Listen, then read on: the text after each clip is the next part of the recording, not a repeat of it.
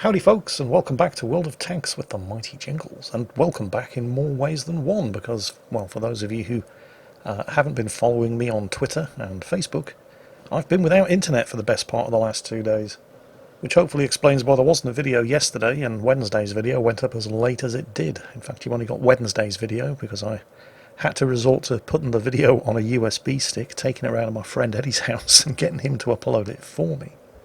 And of course, as luck would have it, it took me a while to even notify everybody that I didn't have an internet connection, because at the exact same time, my mobile phone network went down. Seriously, you couldn't make this up. So hopefully that's it for the year, and everything will be fine until, well, this time next year. It always seems to happen in August. It's the hottest month of the year here in the UK, and this year it's been particularly hot and unpleasant, so hopefully the worst is behind us and normal service will continue, well, at least until this time next year.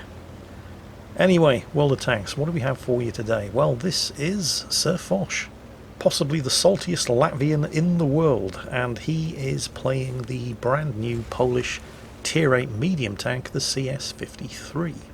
Considering that the overwhelming majority of these Polish tanks never existed beyond blueprints, and some of them didn't even exist that much, they have to be the single most unhistorical line of tanks in the game. Which is pretty impressive considering that the Japanese tech tree exists and is a thing, but then again you kind of really have to expect that when a game's been around as long as World of Tanks has. Because once you've gone through the Germans, Americans, Russians, British, some of the French, you pretty much have to start making stuff up. And I was trying to think, when exactly was it that World of Tanks crossed that line and started pushing out mostly made-up vehicles? But, well, you could go all the way back to the Soviet tech tree right at the start of the game, because most of the artillery and tank destroyers already crossed that line. But how much does that really matter? I mean, obviously it matters a lot to an historical purist, but as long as they've got most of the historical tanks in the game, does it really matter if most of the tanks that have been pushed out in the last 2 years are basically made up, as long as they're fun to play and fun to play against? And that's the trick, isn't it? Because it's not difficult to make a tank that's fun to play. Look at the Object 252U on the Defender. But are they fun to play against? And that's the trick. Of course, the Polish mediums, like the CS-53 here, haven't really been out long enough for anybody to draw definitive conclusions, but I think the general consensus is that there's nothing overpowered about them. The CS-53 here has a fairly punchy 100mm gun with 300 alpha damage, reasonable penetration, on par with the German Log 88 for example. It has a good 8 degrees of gun depression, but the accuracy and aiming time leaves something to be desired. The tank itself was based on the T-54, but it definitely doesn't have T-54 armour. The turret only has 130mm at the front, and the hull only has 80mm at the front, so this tank is definitely not difficult to kill. Which is what makes it surprising that Sir Foch has picked this extremely ballsy position here on the inside of the hill, on the eastern end of the map, overlooking the town. Because any enemy tanks in the town who decide to point their gun in this direction have him caught in the open, with nothing to hide behind.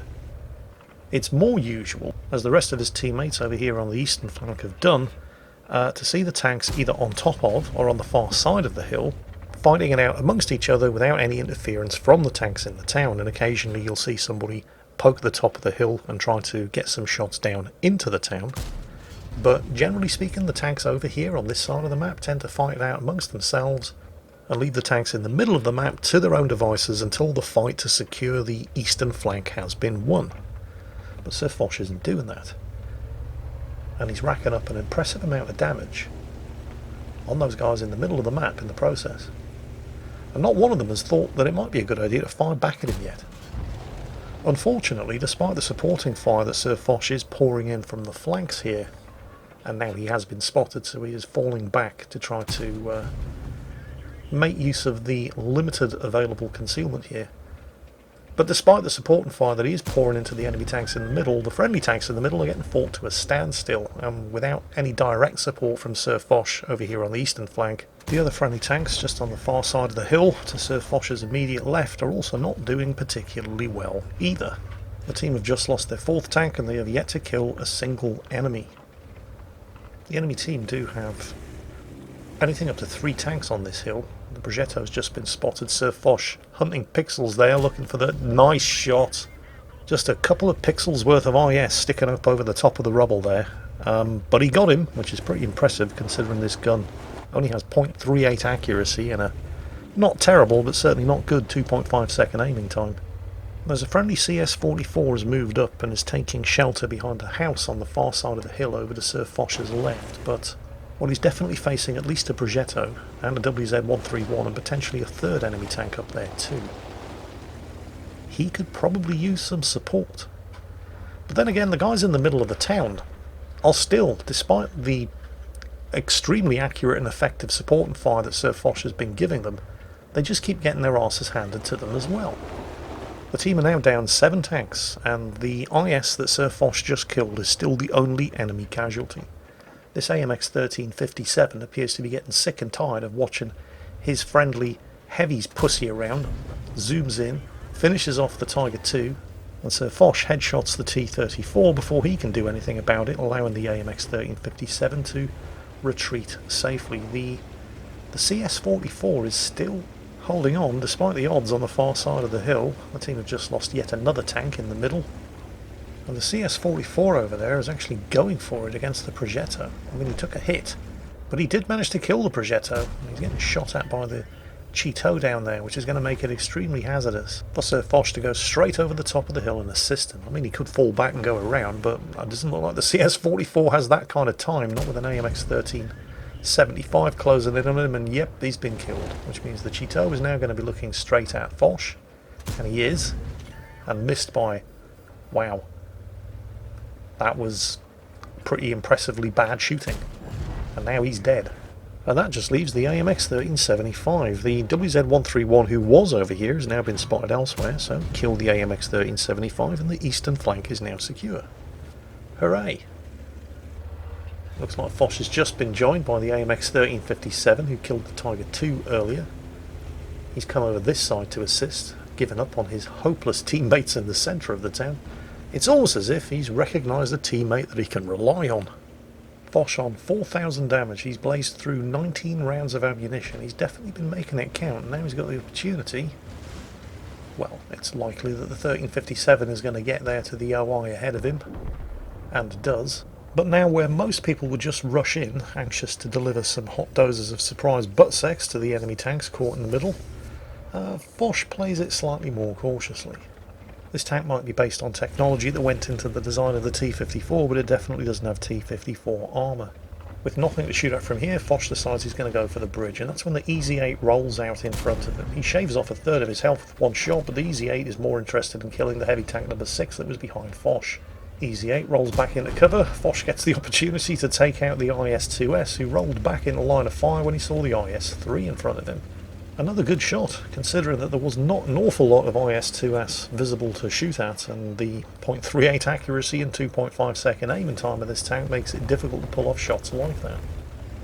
Looks like the IS-3 doesn't know whether he wants to shit or get off the pot, so rather than wait for him to make his mind up, Foch starts working his way around.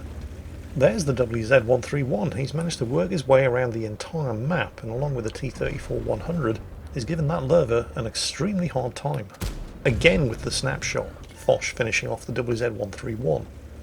Unfortunately for the lurver, the WZ-131 has just been replaced by a VK-3601H, and Foch takes a bit of a calculated risk here, exposing himself to some flanking shots from the VK, but given the choice, the VK was always going to kill the lurver first, which allows Foch to cross the open ground and kill the T-34-100 without taking any damage. The VK appears to know what's good for him, starts backing off. It's probably going to take Foch 3 shots to kill him. Second VK lumbers into view, Foch puts a shot into him instead. Keeping an eye on the first VK, trying to see what he's doing. Takes a hit from the second VK, but the amount of damage that he took was negligible. It looks like he's only on with a 75mm gun. There isn't enough space here for him to come around the corner angled, so he just takes the hit and finishes off VK number 2 as his friend in the AMX 1357 turns up and starts giving the first VK an extremely hard time. Between the two of them, yep, they've managed to take him out. The 1357 lost remarkably little health in that engagement, despite the presence of a full health Achilles tank destroyer camped in the tree line to the north. But that's not the tank destroyer that Foch should have been paying attention to. Oh no, look at this. Yeah, that is really bad. He just took a hit from a Stuart Emil who I'm pretty sure is armed with a 128mm gun. I mean, Foch has been doing a great job of looking after his health so far in this game. Right up until he took a hit from that. He can't afford to take another one. With the Achilles distracted by the AMX 1357 doing a drive-by, Foch manages to kill him. Which definitely needed to happen because it was the Achilles who was keeping him spotted for the Sture Emil. Enough time has now elapsed that Foch should no longer be spotted. He's definitely not going to be spotted by the Sture Emil. It's the last surviving machine on the enemy team and it doesn't have the view range, but he's still being cautious and moving up from cover to cover. And luckily, the AMX 1357 is entirely happy to take on the responsibility of finding that last surviving enemy tank destroyer, and there he is. I'm actually quite surprised that Foch didn't think of forming a battlefield platoon with the AMX 1357. I mean, if they both survive, that's going to be a Brothers in Arms and a Crucial Contribution Award, but I suspect Foch was more concerned with making sure he gets this last kill, because if he does, it's going to be a Pools medal. 1357 is running rings around the... Oh, Foch missed. The IS-3's closing in. The 1357 is still reloading. And Foch gets it. Kill number 10. 6,000 damage done in the CS-53. Polish Tier 8 medium tank. So these new Polish mediums have only just come out and Foch has already aced it and scored a Pools medal. It's just what he does. It's nice to see, however, that the AMX 1357 joined him in the top 2 of the team by experience earned and damage done, which is only just and correct, and as it should be. Although it's kind of alarming when you look at the economics. I mean, Foch got 10 kills and did 6,000 damage in a Tier 8 medium, and he only fired 3 rounds of gold. And even with a premium account, he only barely made a profit. Not quite sure what to make of that. There seems to be some real communist-era Eastern Bloc economics going on there. Still, it seems like an okay tank. Certainly not a great tank. I mean, that lack of armour and relatively low hit points is going to be a bit of a burden, especially to somebody who hasn't been playing World of Tanks at this kind of standard for as long as Foch has. These things are certainly capable of dishing the damage out in the right hands, but they're definitely not going to be difficult to kill either. And I'm absolutely fine with that. That's more or less exactly as it should be. Anyway, thank you to Sir Foch for sending that one in. I'm just sorry I missed it on your live stream. But if you want to see more World of Tanks action like this, except live, and with the addition of copious amounts of the finest Latvian salt, check out the link in the video description for Sir Foch's Twitch channel. And that's it for today. Once again, Sir Foch, well done on the result. Thanks for sending that one in. Everyone else, I do hope you enjoyed it. And as always, take care, stay safe, and I'll catch you next time.